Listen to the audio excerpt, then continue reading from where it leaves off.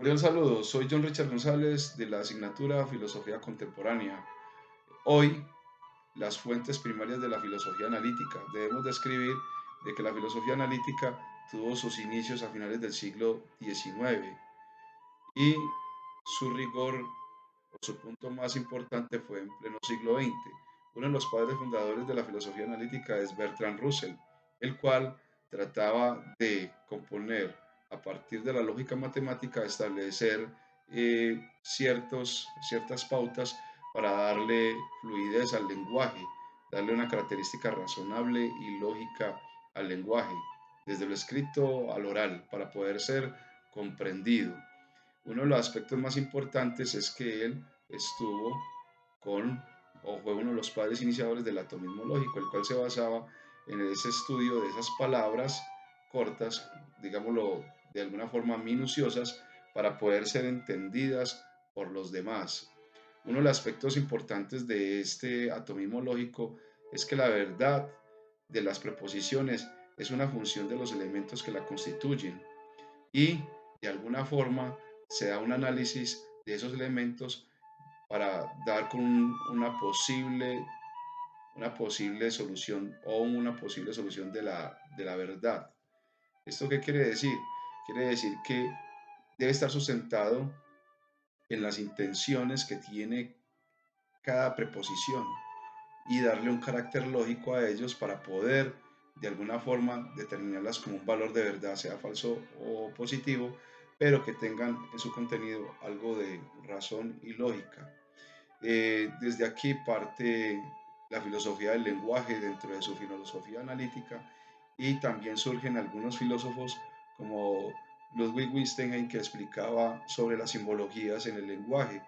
En estos momentos, digamos, en nuestra realidad, las simbologías en el lenguaje se utilizan mucho y esos son propósitos para poder dar entendimiento a las cosas. ¿Cómo así? O es decir, sería de esta forma. Para muchas personas, hablar de un vaso con leche sería algo normal. Para otras culturas, dependiendo de la idiosincrasia, un vaso de leche sería algo ilógico, porque no hay ninguna estructura construida de esa forma.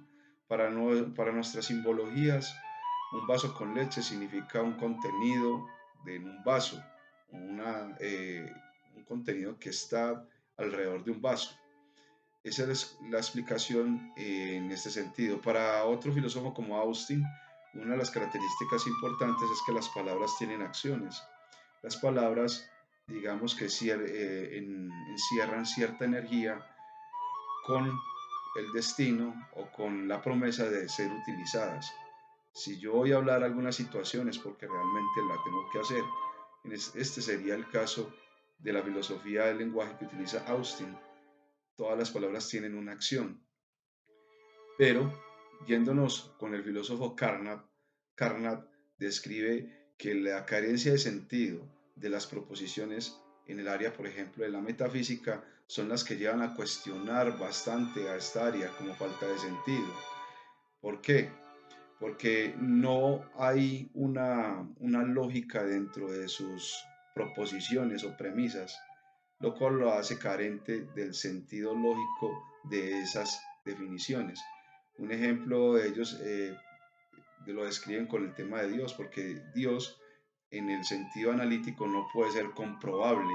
Cuando ellos hablan de que Dios es amor, es difícil para un lógico atomista poder considerar eso como algo verdadero o existente, muy difícil. Entonces, en la metafísica también ellos lo comentan que es un poco aplicable porque la mayoría de las preposiciones o premisas que se dan ahí son de carácter pseudo proposicional, es decir, son palabras tiradas al mito o a la leyenda, son inspiraciones que se hacen por creencias, más no por la verdad como tal.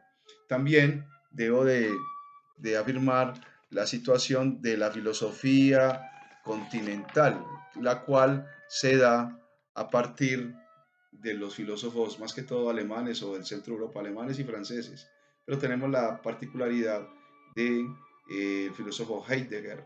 El filósofo Heidegger es un representante de la filosofía existencial, el cual habla mucho del ser y lo propone para elaborar un sentido ontológico para ser capaz de determinar el sentido de la vida de esa persona.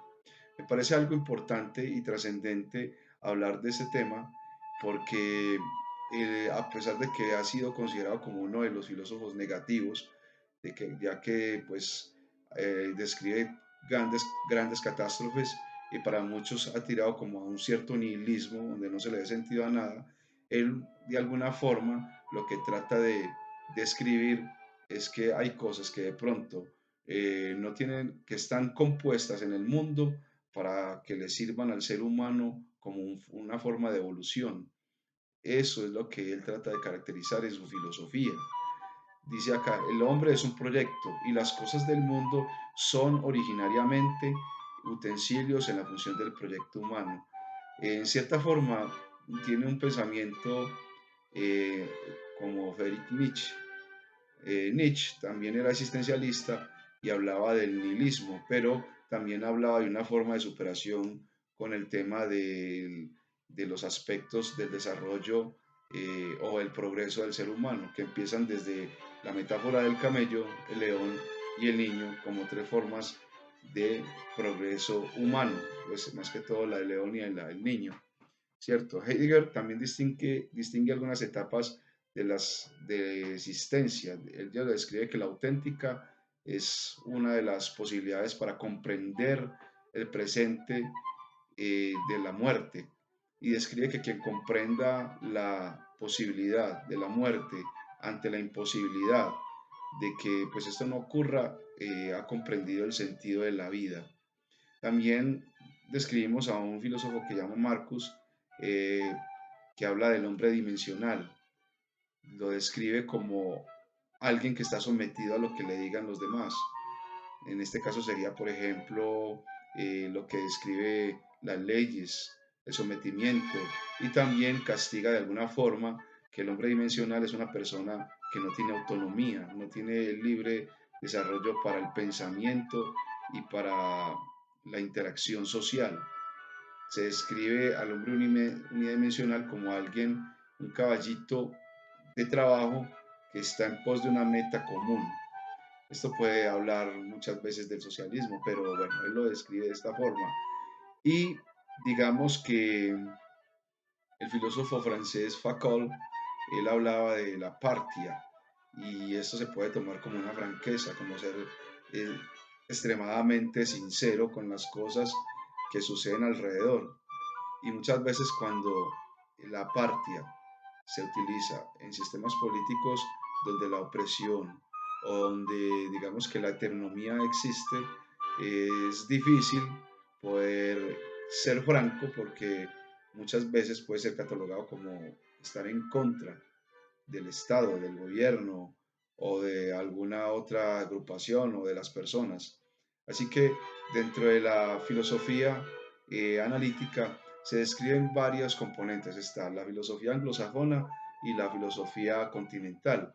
Estos últimos, como como Foucault, como Mancusi y Heidegger, hacen parte de los filósofos continentales que empezaron darle un sentido desde lo antropológico al sentido filosófico del ser hombre.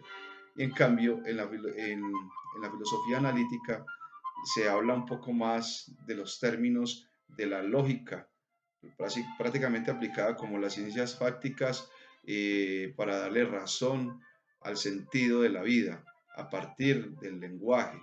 Esa es una de las descripciones que hace esta parte acá.